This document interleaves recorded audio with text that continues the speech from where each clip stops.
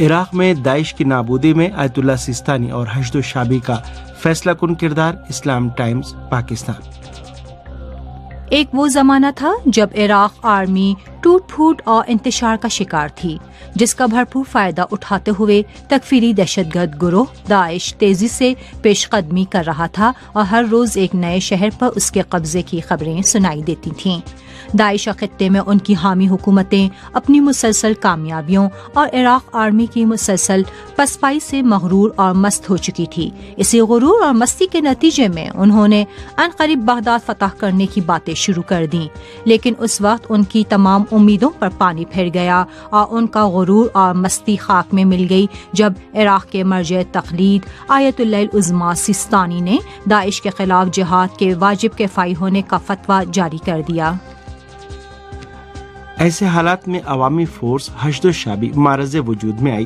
اس force میں شامل افراد کی اکثریت کا تعلق اہل تشیع سے ہے۔ شروع میں صرف شیعہ جوان ہی اس فورس میں شامل تھے، لیکن بعد میں صوبہ صلاح الدین، صوبہ نینوا، صوبہ الانبار اور کرد علاقوں سے سنی قبائل کے افراد اور عیسائی افراد بھی اس میں شامل ہو گئے۔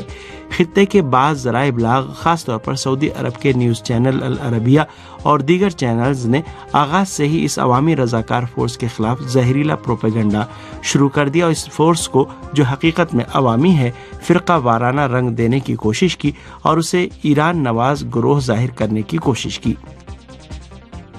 مرجع عالی قدر آیت اللہ العظمیٰ سیستانی نے بھی اسی نقطہ نظر کے تحت جہاد کا فتویٰ جاری کرتے ہوئے عوامی رضاکار فورس کی تشکیل کا حکم دیا تھا۔ اس کی بنیادی وجہ یہ ہے کہ قومی سطح پر جو بھی فیصلہ کیا جاتا ہے وہ ہر قسم کے قومی، نسلی اور مذہبی تعصب سے برتر ہو کر کیا جاتا ہے، لہٰذا مرجع تقلید کی نگاہ بھی ان تمام محدودیتوں سے بالاتر ہوتی ہے۔ مختصر یہ کہ اگر 3 سال قبل مرجع عالی قدر آیت اللہ العظمیٰ علی سیستانی کی دور اندیشی اور جہاد کا فتویٰ نہ ہوتا تو آج موصل میں داعش کو حتمی شکست بھی نہ ہوتی اور عراق اگلے چند اشروں تک تکفیری دہشت گردی کی لپیٹ میں رہتا۔